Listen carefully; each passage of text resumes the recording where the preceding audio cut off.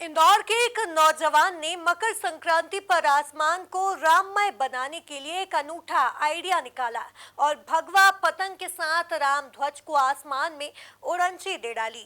आप भी राम ध्वज को इंदौर के आसमान में उड़ता देखेंगे तो हैरान रह जाएंगे। आइए आपको दिखाते हैं मकर संक्रांति पर 2000 फीट की ऊंचाई पर उड़ने वाले राम ध्वज की पूरी कहानी, जो राम मंदिर की भव्य प्राण प्रतिष्ठा का पैगाम पूरे आसमान को भगवा में बनाकर फैला रहा है।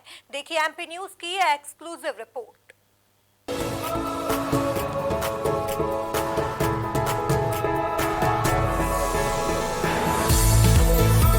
कुछ नए अंदाज में एक पतंग उड़ाने वाला हूँ। ये है भगवा रंग का राम ध्वज। अब आप समझ ही गए होंगे। आज पतंग के साथ में भगवा राम ध्वज भी फहराऊंगा आसमान में सबसे ऊंचा। यहाँ पर मैंने राम जी का ध्वज भी धागे पे बांध दिया है। अब मैं नारे के साथ में भगवा राम ध्वज को आसमान में फहराऊंगा।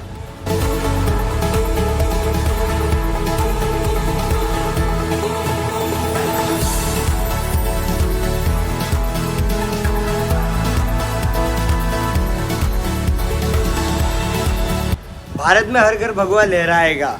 शिवमाली आसमान में सबसे ऊंचा भगवा राम ध्वज फहराएगा। जय श्री राम।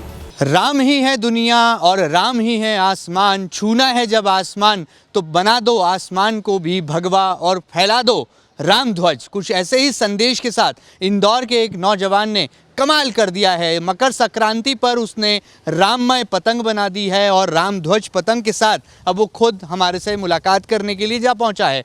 आसमान में तकरीबन 200 फीट ऊंचाई तक इस राम ध्वज के साथ इस नौजवान ने, जिसका नाम है शिवमाली, एक कमाल करके दिखाया है। अपनी भगवा पतंग और भगवा कुर्ते में उसने अपनी छत से जब पतंग की डोर में इस राम ध्वज को फहरा दिया तो ये अपने आप में एक अनूठा राम अनुपम उपक्रम बन गया। आइए मुलाकात करते हैं शिव से। उसके मन में कैसे ये आइडिया आया और कैसे उसको लगा कि 22 जनवरी 2024 को अयोध्या नगरी में जब रामलला के मंदिर की प्राण प्रतिष्ठा होगी तो उससे पहले आसमान में भी राम राम राम राम राम राम राम राम रच दिया जाए। शिव, कैसा लग रहा है? और बहुत सारी बधाई। आपने ये जो कमाल किया, हमने नज़ारा देखा आसमान में जब ये पतंग उड़ रही थी और उसके साथ में राम ध्वज था।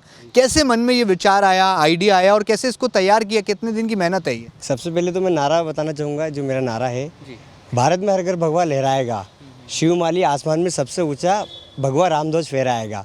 ये अभी मकर संक्रांति आने वाली है तो मैंने सोचा कि चलो इस पर भी आसमान में भगवा ही भगवा फहरा देते हैं।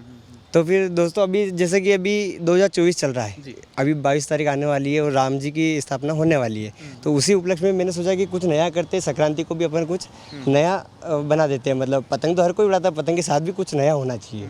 तो थोड़ा इसके बारे में बताइए, कैसे ये ध्वज आपने इसको धागन में पिरोया? और हमने देखा नज़ारा कि जब छत की ऊंचाई से पतंग आगे बढ़ रही थी तो ध्वज भी लहरा रहा था। कैसे ये किया? कैसे क्रिएटिव माइंड में ये आइडिया आया? जैसे कि थोड़ा सोचना भी पड़ता है क्योंकि इसमें के राम जी का भी फोटो है अपना इसके अंदर, तो अपन को थोड़ा सा देखना पड़ता है। तो मैंने यहाँ पर जैसे इस साइड में कोने पे धागा बांधा और इसके अंदर पूरी सिलाई करते हुए यहाँ से लेकर यहाँ तक इस कोने से बाहर तक धागा सिलाई कर दिया। फिर एक जो मांझा होता है उसका धागा इसमें बांध दिया और जो पतंग का धागा होता है वो इसमें बांध दिया। बीच में से तोड़ना पड़ता है, फिर उसके बाद में इसको धीरे धीरे धागे के अनुसार छोड़ना पड़ता है।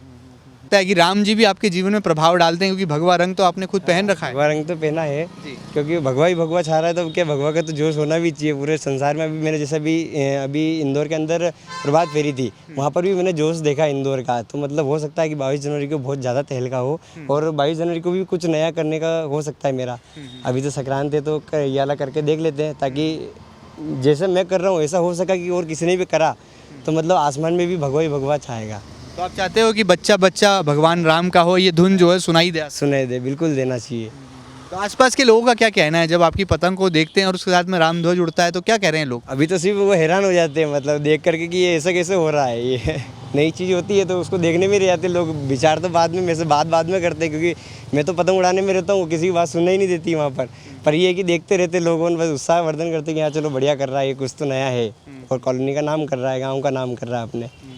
तो देख सकते हैं शिवमाली इनका नाम है और गली गली में मचा है शोर, हर हाथ में है पतंग की डोर। और अब जब बात पूरे देश को राममय बनाने की हो तो ऐसे में भला ये नौजवान कैसे पीछे रहता है। इसने भी अपनी क्रिएटिव स्टाइल के साथ में राम ध्वज को इंदौर के आसमान में फहराकर इस मकर संक्रांति पर भी राममय दुनिया का एक पैगाम भेजा है। देखना होगा कि इस हौसले की पतंग कितनी ऊंचाई को छू पाती है और कैसे 22 जनवरी 2024 की तारीख करीब आते आते क्या वाकई में हिंदुस्तान का आसमान पूरे तरह से भगवा रंग में रंगा नजर आता है। फिलहाल मकर संक्रांति पर इस शिवमाली के हौसले को सलाम करते हुए मेरे सहयोगी अरुण यादव के साथ महेंद्र सिंह, MP न्यूज़ इंदौर।